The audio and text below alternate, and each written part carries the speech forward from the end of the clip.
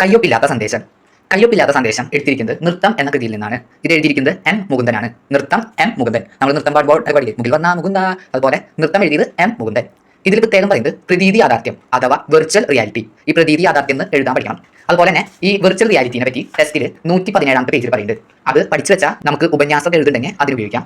ജീവിത യാഥാർത്ഥ്യത്തിൽ നിന്ന് ഭിന്നമായ അനുഭവമാണ് പ്രതീതി യാഥാർത്ഥ്യം. കമ്പ്യൂട്ടറിനാൽ പ്രതീതമാക്കപ്പെടുന്ന തോന്നിപ്പിക്കുന്ന അന്തരീക്ഷം അതിൽ അനുഭവപ്പെടുന്നു. ഒരു ഇമെയിൽ സന്ദേശത്തിനെ കുറിച്ച് ആലോചിച്ചാൽ ഇത് വ്യക്തമാകും. അത് ഒരു കത്ത് പോലെ യഥാർത്ഥ വസ്തുവല്ല. അതിനെ സ്പർശിക്കാനാവില്ല. എന്നാൽ അത് ഇന്റർനെറ്റ് എന്ന ഇടത്തിൽ നിലനിൽക്കുന്നുണ്ട്. ഒപ്പം കത്ത് നൽകുന്ന വിവരവിനിമയം സാധ്യമാക്കുന്നുമുണ്ട്. ഇങ്ങനെ ഇന്റർനെറ്റിൽ പ്രതീതിയായി നിലനിൽക്കുമ്പോഴും നമുക്ക് അത് ഒരു യാഥാർത്ഥ്യമായി അനുഭവപ്പെടുകയും ചെയ്യുന്നു. അതായത് കത്ത് നമുക്ക് ഇപ്പോൾ കൈയോട് തൊട്ട് വായിക്കാൻ പറ്റും, ഇമെയിൽ നമുക്ക് തൊടാൻ പറ്റില്ല. പിന്നെ പാർട്ടിക്ക് വരുമ്പോൾ നമുക്ക് ആശയങ്ങൾ എങ്ങനെയൊക്കെയാണ് നമ്മൾ വിനിമയം ചെയ്യാനുള്ള കാര്യം ഓർത്തിക്കാം. വളരെ പണ്ടുള്ളവരൊക്കെ പ്രാവിന്റെ കാലിൽ ദൂതായിട്ടാണ് നമ്മൾ അത് ചെറിയ എന്തെങ്കിലുമൊക്കെ കെട്ടി അയക്കാറുള്ളത്. പിന്നീട് അത് എഴുത്തായി, കത്ത് പോലെ. പിന്നെ കമ്പിത്തപാൽ എന്ന് പറയുന്ന സംഭവം സിസ്റ്റം നിലവിൽ വന്നു കേരളത്തിൽ. പിന്നെ ഇപ്പോഴത്തെ കാര്യം നോക്കുകയാണെങ്കിൽ ഇപ്പോൾ കത്തുകൾക്ക് പകരം ഇമെയിൽ ആണ് ഉപയോഗിക്കുന്നത്. ഇപ്പോൾ അത് കുറച്ചും കൂടി പുരോഗമിച്ചിട്ട് വാട്സ്ആപ്പ് സന്ദേശങ്ങൾ പോലെയൊക്കെ ആയിട്ട് മെസ്സഞ്ചറുകൾ വഴിയും. പക്ഷേ ഈ കഥ എഴുതുന്ന സമയത്ത് കൂടുതലും ഉപയോഗിക്കാറുള്ളത് ഇമെയിൽ ആണ്. അതുകൊണ്ട് കഥയിൽ നോക്കാം ഇമെയിലിനെ പറ്റിയാണ് പറയുന്നത്. ഇനി കഥയിലെ കഥാപാത്രങ്ങളാണ് അഗ്നിയും ശ്രീധരനും. അഗ്നിയും ശ്രീധരനും തമ്മിലുള്ള സന്ദേശമാണ് ഈ പറയുന്ന പാഠത്തിൽ പറയുന്നത്. ഒരു ദിവസം അഗ്നി ശ്രീധരന് ഒരു ഇമെയിൽ ഇട്ടു. പക്ഷേ ഈ അഗ്നി ആരാന്നുള്ള കാര്യം ശ്രീധരൻ അറിയില്ല. ഈ പറയുന്ന ഇമെയിലിന്റെ പ്രത്യേകത എന്ന് പറഞ്ഞു കഴിഞ്ഞാൽ നമ്മൾ അതിൽ നാടിന്റെയോ വീടിന്റെയോ പേര് എഴുതില്ല. ഇമെയിൽ അഡ്രസ് മാത്രമേ ഉണ്ടാവുള്ളൂ. അതുകൊണ്ട് തന്നെ അഗ്നി ആരാണ് ശ്രീധരൻ അറിയില്ല. ശ്രീധരൻ അപ്പം ആലോചിക്കുന്നത് മറ്റുള്ളവർ എന്തുകൊണ്ടാണ് അവരുടെ ഐഡന്റിറ്റി വെളിപ്പെടുത്താത്തതെന്ന്. ശ്രീധരൻ ഇനി ആരെങ്കിലും പറ്റിക്കാണോ എന്ന് വരെ ശ്രീധരൻ ചിന്തിക്കുന്നു. ഇനി ഇമെയിലിൽ അഗ്നി ആദ്യം തൊട്ട് അയച്ചെന്ന് വെച്ച് കഴിഞ്ഞാൽ എന്റെ പേര് അഗ്നി, വളരെ പ്രധാനപ്പെട്ട ചില കാര്യങ്ങൾ എനിക്ക് താങ്കളോട് പറയാനുണ്ട്. അതിന് മുമ്പ് ഈ സന്ദേശം താങ്കൾക്ക് കിട്ടിയോ എന്ന് അറിയിക്കുക, നന്ദി. ഇത്രയാണ് അഗ്നി പറയുന്നത്. നന്ദി.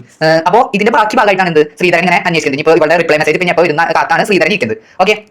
പിന്നെ ശ്രീധരന്റെ ജീവിതത്തെ പറ്റി പറയാണ്. തനിക്ക് ആവശ്യമില്ലാത്തതാണ് ഇന്റർനെറ്റ് തരുന്നതെന്ന് ശ്രീധരൻ പയ്യെ മനസ്സിലാക്കുന്നു. കമ്പ്യൂട്ടർ അദ്ദേഹത്തിന്റെ ജീവിത സാഹചര്യത്തെ വളരെയധികം മാറ്റിമറിച്ചു. ഉറക്കം ഉണർന്നു കഴിഞ്ഞാൽ അപ്പോൾ തന്നെ കമ്പ്യൂട്ടർ നോക്കും. അതിൽ യാഹൂ ആയിരിക്കും ആൾ എടുത്ത് നോക്കാം. പിന്നെ ആളുടെ വിശ്വാസത്തെ തന്നെ മാറ്റിമറിക്കാൻ ഈ കമ്പ്യൂട്ടറിന് സാധിക്കുന്നുണ്ട്.